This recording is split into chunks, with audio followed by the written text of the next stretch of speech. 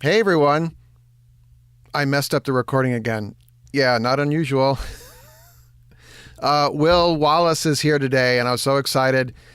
And I hooked up my microphone with the ATR thing, the Focusrite, and the Blue Cloud thing, and nothing was working. And Will couldn't hear me, so I just slapped in my USB microphone, and I forgot to check the levels, so my voice is real clippy, but Will does most of the talking, thankfully. So put up with me for this one, okay? And the next one will sound wonderful, right? Here we go.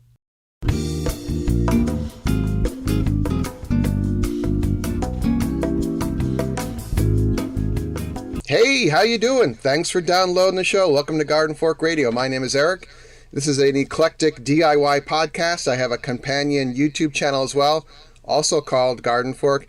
Today, one of our co-hosts who's not been here in a while, Will, is here. And long story short, Will bought a fireworks company. Yeah, that's probably the long story short. I still have the resort, too. I mean, why not pile up two great summer businesses all revolving around the 4th of July all at the same time?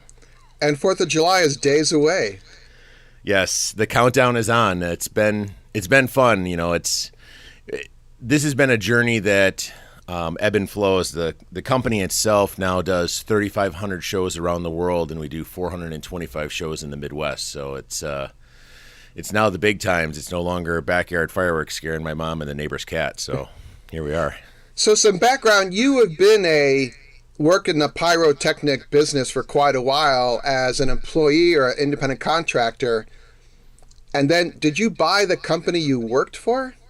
Yeah. So what happened was a number of years ago, I kind of got the bug to be in this business. And the way the fireworks industry works is, you don't do fireworks every day. There's not some random Tuesday that there's fireworks. There's usually on weekends and holidays and events. So a lot of it is gig workers. And I saw an ad actually on Craigslist that I responded to. If you guys know what Craigslist is. Makes me feel old when I say that. But responded to an ad on Craigslist for a company to shoot fireworks. And I started working with this company. It's been 13 years now. During that time, I had my software company and I had my investment company and doing all of my regular jobs, investing in companies and doing different things. But for my hobby and on the weekends, I would go shoot fireworks. And a year and a half ago, the owner of the fireworks company called me randomly and said, "Hey, would you be interested in going to McDonald's and having a coffee?" And I'm like, "Sure." So we show up to McDonald's in the small town where they are. And I got a Coke and he got a coffee. We sat down and he said, "Hey, Will, I know what business you're in with regards to all of your other investments in your portfolio. Would you ever consider adding a fireworks company to it?" And I said, "Sure." And he said, "Okay." We shook hands and finished our drinks and walked out of there. And here we are. May of last year, I bought out the board. I own both the manufacturing company and the services company. So manufacturing company, we actually manufacture fireworks here in the United States, which everyone thinks they are built in China, but in all reality, the stuff that we build is much different. A lot of stage effects and those types of things. But it's been a fun business and it's been a wild ride over the last year and a half. Wow. Yeah, it has. I mean, you occasionally send me you text me some pictures and stuff, and I'm like, holy cow. So in addition to the fireworks company, you still have the Bear Paw Resort, and they both hit in summer. Do you get to sleep in the winter? I hope so.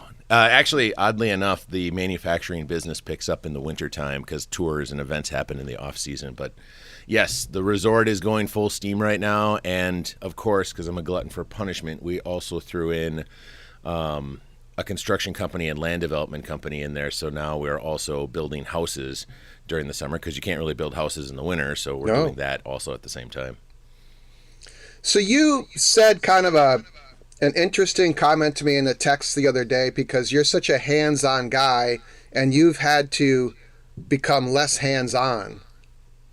Yes, absolutely. I mean, I went from, how do I say it, motivating myself to do different projects to now motivating people and teams to kind of see a vision of what we want to do and then make that happen. So I've gone from being the person who's swinging the hammer. I mean, that's how we met. Is I think you and I was remodeling one of our houses and doing those DIY projects and things like that. And I still do that stuff. But now it's on a grander scale, because in order to be able to pull off, 63 events in 7 days and all these different things, I have to motivate and inspire groups and teams of people now to do these things. So when you first met me, it was Will Wallace, the one-man show. Now, between gig workers, teams, contractors, and so on, I think I have 107 people that are on our team, not including outside companies that we partner with. So did you just do a mind shift in your head, or did you watch some inspirational YouTube videos, or take a class, or have a mentor or something? Or I will tell you that the hardest part about this was probably the first 6 months. And what it really comes down to is letting go and trusting people. In the beginning, it was the roughest thing. And anybody who goes through the paradigm shift of managing yourself and managing your universe to being involved with other people's universes, you learn very, very quickly that you have to trust and you have to let go. And that was the hardest thing for me to learn. I struggle with that still to this day. Some of my folks in the team will come to me and go, Will, you're micromanaging this. We really don't need to know how many bags of chips are at the event. You can just let somebody else figure that out, that kind of stuff. So I struggle with that. I have struggles all the time, but I found inspiration a lot in line. I do have some mentors in some other businesses that it's kind of nice. My group of friends, we all kind of work together and do things. And I don't want to say we have a back channel conversation like we have with the folks in Garden Fork, but we kind of do, where somebody will say, hey, I'm trying to buy this. What do you think? And we kind of weigh in. So there's this little group of people, like-minded, all the same age, that have this little private group where we share that stuff. And I think having people around you to support you when you're making a big life transition is really important. I've often read about startups. The person or group that starts up the startup gets, when the company starts to grow and gets investments and things, they are either told to leave or politely asked to leave, because they can no longer manage the company, because they're so used to being this group of 3 people with laptops in a coffee shop, and all of a sudden they've got hundreds of employees with payroll, rent, all that kind of thing. Yeah, that's a real thing. I mean, in the pyro side of the business, the nice thing is I came in midstream, so it was one of those things where there were a lot of people already in place, so I had to catch up to them. So because of that, I was reliant significantly on their ability to help me understand what they do and what they need.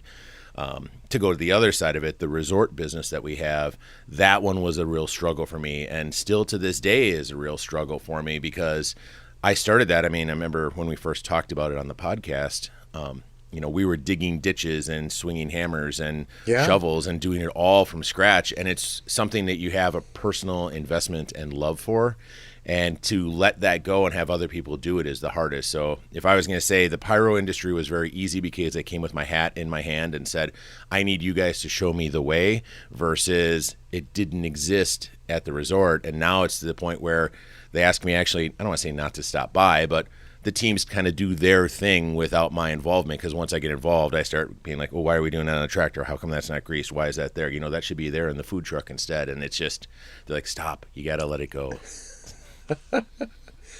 I was talking to someone the other day about my work in the contracting world in New York City, and they were also had a similar business. And there seems to be solopreneurs and then larger companies with a staff of like 20 or 30. To make the jump from a solopreneur to having 1 or 2 employees is so much harder, I found, than to be a part of a bigger group, because there's a learning curve. You all of a sudden have to generate quadruple the amount of income probably, and you still have that solopreneur mindset.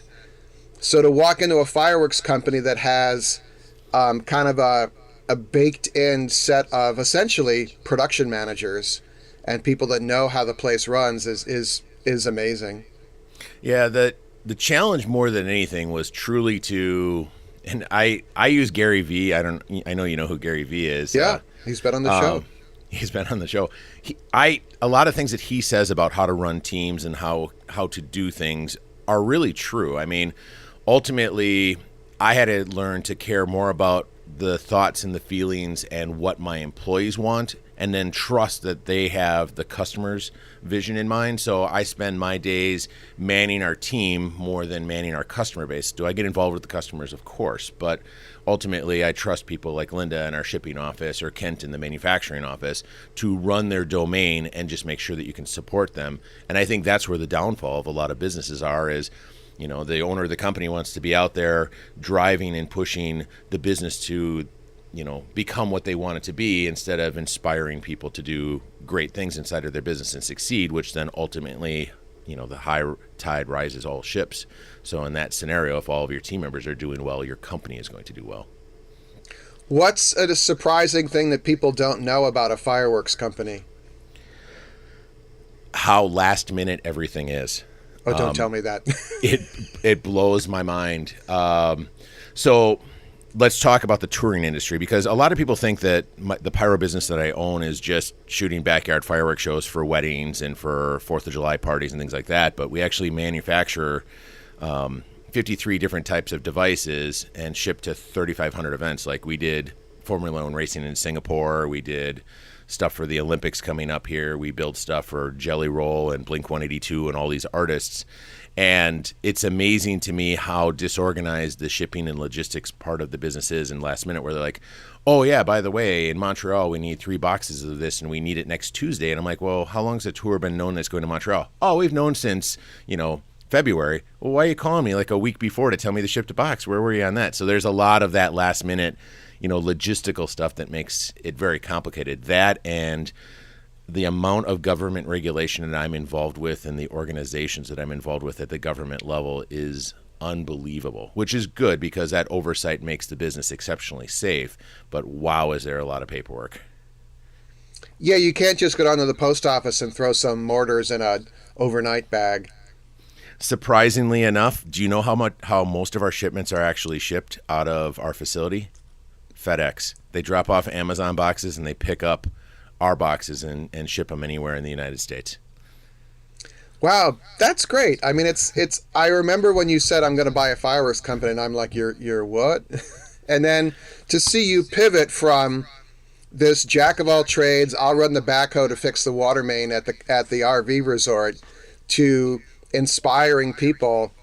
That's a lot of people cannot do that. So I think that's amazing that you did that pivot. Thank you. The biggest thing that I think about when I think about what is going on in my world and everything is, one, I have a very supportive family. My wife goes along with a lot of the things that I come up with. I'm like, hey, by the way, we're going to go do this in Alabama next week. And she's like, oh, okay. And she goes along with it and is very supportive of it. But the other thing is I look at the business that I'm in now has been kind of a culmination of 20 years of things, because the logistics stuff we used to do in the software business, guess what? It applies to the fireworks business. And the event planning stuff I used to do for Best Buy Corporation way back in the day falls right into the event planning for this. So it's like this weird pile of tools have all been scraped together. And more importantly, because we're expanding the company, all the things I did at the resort with building buildings and things like that, now that we're going to build all sorts of new buildings and expand the property, all of a sudden all these tools that I've scraped together all in my toolbox over these years, I open the whole thing up and I'm ready to go. So I kind of feel like this has been a long time coming, and I may have found where I need to be. It just, sometimes when you're 21, you don't know what you want to do for a living. And sometimes at 45, you don't know what you want to do for a living. And it just comes along one day and it becomes it. Yay. There's no time like the present to start. You know, I have a friend of mine who I have coffee with, who I used to work for actually. And I told him about my plans for Guardfork, and I said, well, once I get this part in place, I'm going to do this thing. He goes, start now. He says, don't wait, just start now. He goes, go with what you have now. But I said, but I won't have all this stuff in place. He goes, just start now. And I'm like, so I'm trying to apply that more. I'm trying to, like, instead of waiting till I have all the pieces, he goes, just go with the pieces you have. Yep. Sometimes you have to jump off the cliff and make a helicopter on the way down and hope you don't crash. Go ahead. One thing to say, and it's the most important thing I can tell anybody is, you know, if you're sitting at your job today and you're thinking about, and I'm not here to inspire a whole bunch of people to quit their jobs, but I do want to say this. If there's a business or something that you have a passion about and you want to try, ask yourself a very simple question, which is, if I was going to quit my job today, how hard would it be for me to get another job just like this at that same pay? And if you say to yourself, oh, well, there's a 95% chance I'd get another job at the exact same pay level and everything like that if I walked away from this and tomorrow needed to get another job, well, then that's the perfect time to give something else a try, because you can give that thing a try and your safety net is you could get another job like you have. If you're like, well, it's impossible to get another job and where I live and everything like that, if I give this up, it's a thing, then that can weigh into it. But that can add a level of confidence to go and do something if you know that, hey, if I let go of the thing I'm doing right now and take a risk, what's the chances of getting it back? If your answer is, yeah, I could get another job tomorrow making the same pay, go do your passion project and try to make it happen, because you have to start at some point, and starting today, like you said, is the best way to go. If you know you have a backup plan, go with your new plan. Yeah. What is my backup plan? I could go back into contracting. There you go. Oh, you have a lot of great things going on, Eric. I know that the stuff you have going with Garden Fork is kind of the tip of Eric's World's iceberg. So you've got a lot of great things. There will be some announcements soon.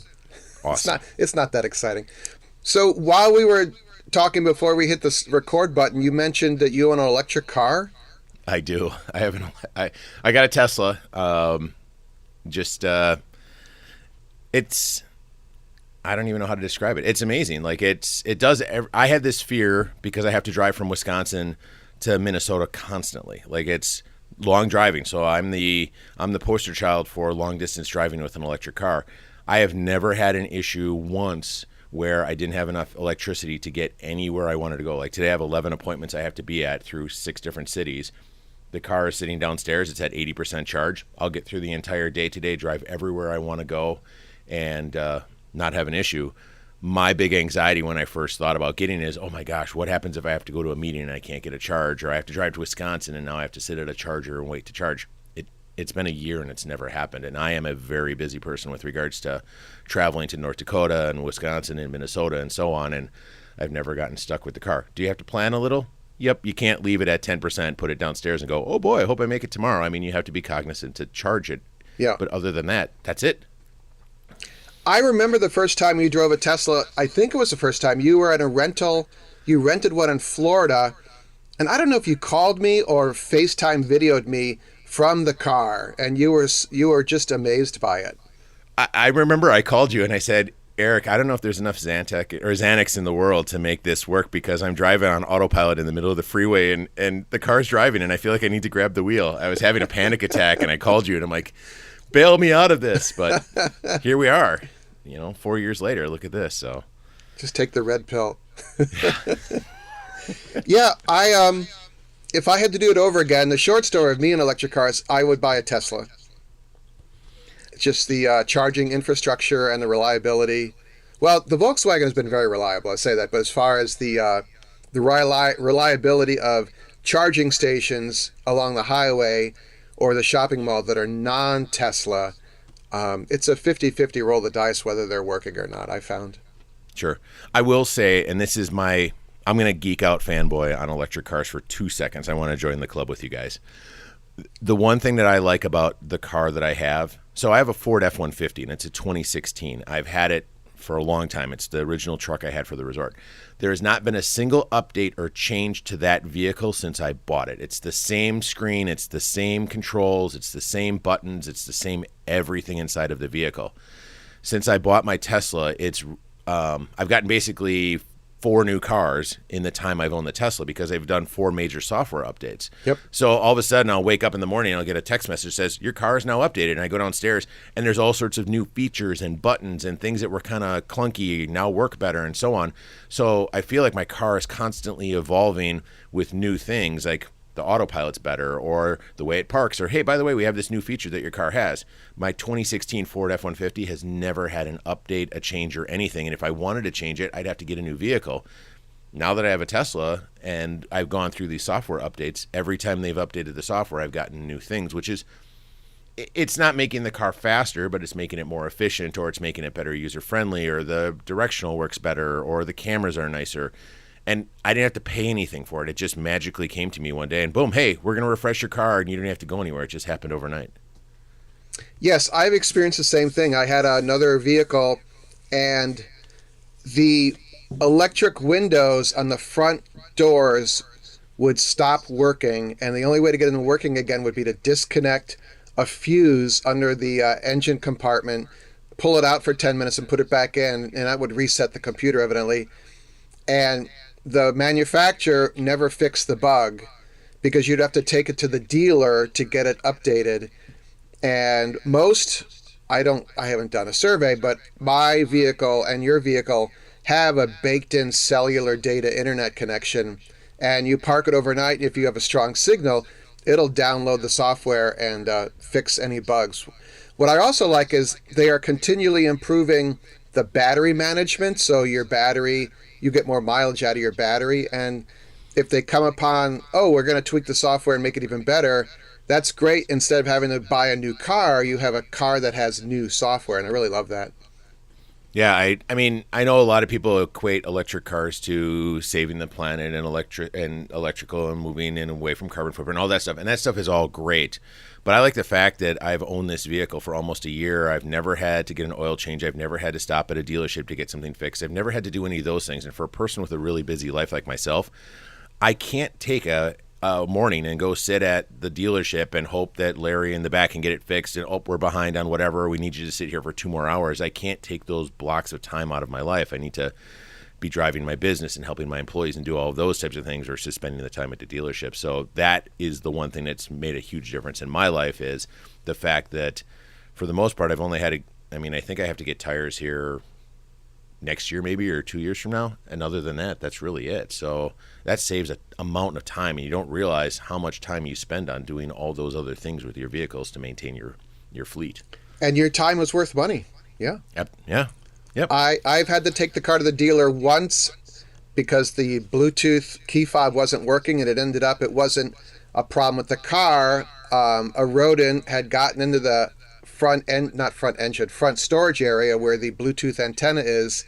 I talked about this in the show before, and eaten the wire that connects the antenna to the computer. So